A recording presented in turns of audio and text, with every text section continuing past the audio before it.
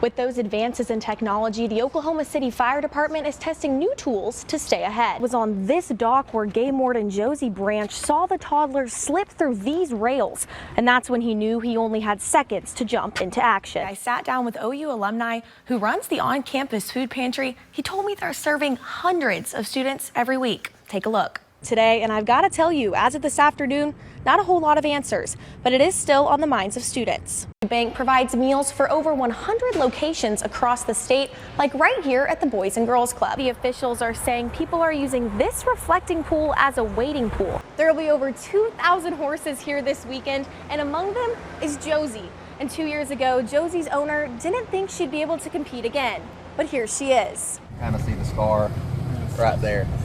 It was like we didn't think she was going to make it. After an accident with the car, Josie had to take time off from competing to heal. But her partner, Ava Grace, says this year, she's ready. Are you nervous? No nervous at all. The Townsend family, like many here this week, have been rodeoing for years. And the stories within these stalls go back generations. You can't describe the feeling. I mean, they're all three of them are 10 times better at it than I ever was. Executive Director of the National Little Britches Association, Annie Walter, says these families, they kind of pack up home and they come here. They're usually here for 8 to 10 days. And have been for the last 8 years at the Lazy E Arena, traveling in from over 30 different states. While there is a sense of community among the contestants, rodeo kids, it seems like, they're just jumping horses, anything they can do to help each other out. Thank you, you too. There's still some healthy competition for riders like Ava Grace, who did pretty good last year. And to wind up finishing 5th in the world here was, crazy. But for now, a little exercise after a long trip and back to the barn. Even if Josie has other ideas. Whoa, Josie. Of course, Ava Grace can rein her in. And by next week, we'll find out where the duo ends up. Reporting at the Lazy E Arena, Morgan Martin, KOCO 5 News. We've seen a little bit of everything with the changes made to this intersection today. I've seen people stop when they don't have a stop sign, but I've also seen people not brake when they do have one.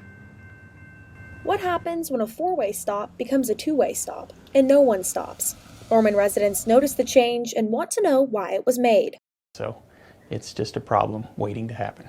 The City of Norman's transportation engineer David Riesland says a study conducted by the city found the potential problem. By being an all-way stop, it would allow eastbound traffic on Acre Street to back up over the railroad tracks. Safety is the main priority, and the backups on the tracks can be seen in this aerial image from the Cleveland County Assessor's Office. Some residents saying it's a force of habit to stop, even without a stop sign. Many worried about the potential traffic jams.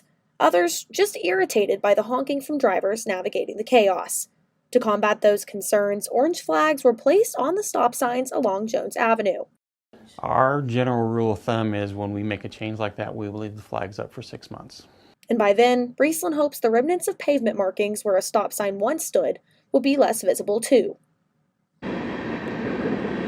Now, it's only been 2 weeks since those stop signs were removed, so the city is expecting some buffer time for residents to adjust. Reporting in Norman, Morgan Martin, OU Nightly. The chance to begin the presidential nomination process is an opportunity unique to Iowans. The main thing is the straw poll for the presidential caucus.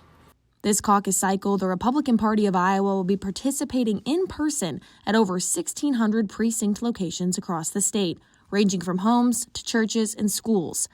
There's a few things to note on how the voting process will work on Monday night. Precinct chairs like Terry Rich of Dallas County will organize the caucus at their location. So my job will be sure that we're all set up, that when people come in, they're not standing in line, they understand what to do.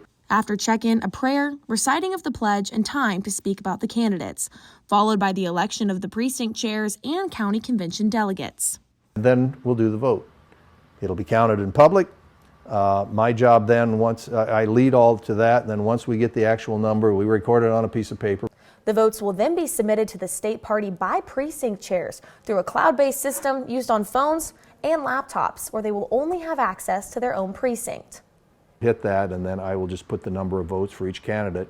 And that should match the sheet that I have that we will announce publicly that night to the people who participated in the precinct. All hard copies of voter ballots, the final results, and voter registration cards are then hand-delivered to the Republican Party's headquarters in a bag that often looks like this. allowing the GOP to certify the online results that often have great bearing on who will be America's next president. In Iowa, Morgan Martin, Gaylord News.